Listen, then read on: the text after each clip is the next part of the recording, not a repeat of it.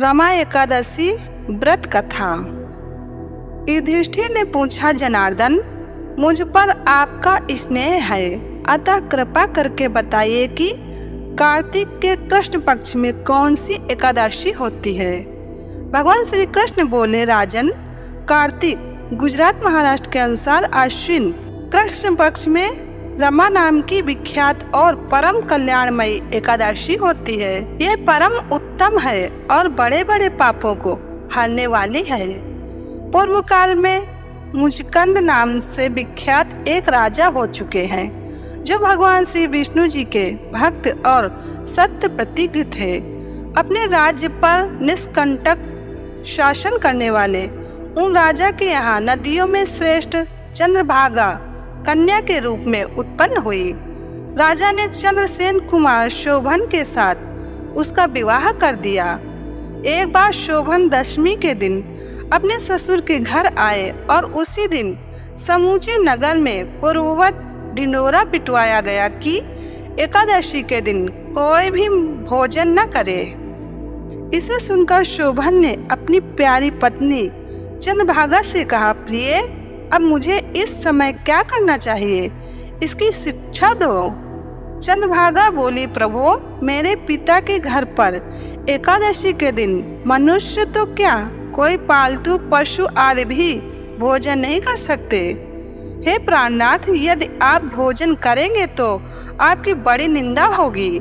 इस प्रकार मन में विचार करके अपने चित्त को दृढ़ कीजिए। शोभन ने कहा, प्रिय, तुम्हारा कहना सत्य है, मैं भी उपवास करूंगा। दैव का जैसा विधान है वैसा ही होगा। भगवान श्री कृष्ण कहते हैं कि इस प्रकार दृढ़ निश्चय करके शोभन ने व्रत के नियम का पालन किया, किंतु सूर्योदय होते होते उनका प्राणांत हो गया। राजा मुचकंद ने शोभन का राजोचित दाह संस्कार कराया। चंद्रभागा भी पति का पारलौकिक कर्म करके पिता के ही घर पर रहने लगी।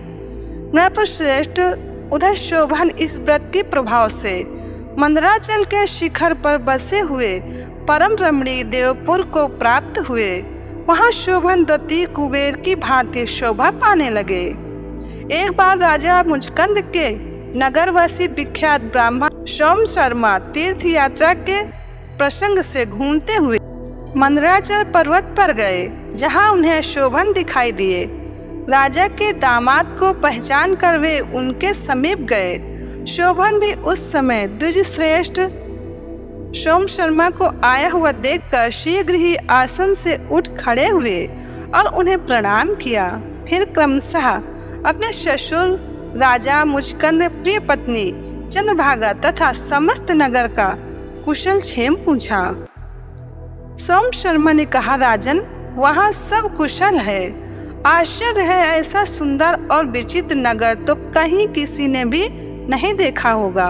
बताओ तो सही, आपको इस नगर की प्राप्ति कैसे हुई है। शोभन बोले, द्विजेंद्र, कार्तिक के कृष्ण पक्ष में जो रमा नाम की एकादशी होती है, उसी का व्रत करने से मुझे ऐसे नगर की प्राप्ति हुई है। ब्राह्मण मैंने श्रद्धाहीन होकर इस उत्तम व्रत का अनुष्ठान किया था, इसलिए मैं ऐसा मानता हूँ कि यह नगर स्थायी नहीं है। आप मुचकंद की सुंदरी कन्या चंद्रभागा से यह सारा वृतांत कहिएगा।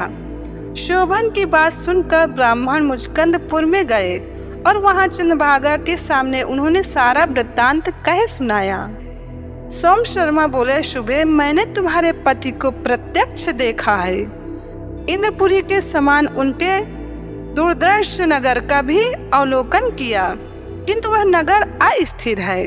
तुम उसको स्थिर बनाओ। चंद्रभागा ने कहा, ब्रह्मर से मेरे मन में पति के दर्शन की लालसा लगी हुई है, आप मुझे वहां ले चलिए। मैं अपने व्रत के पूर्ण से उस नगर को स्थिर बनाऊंगी।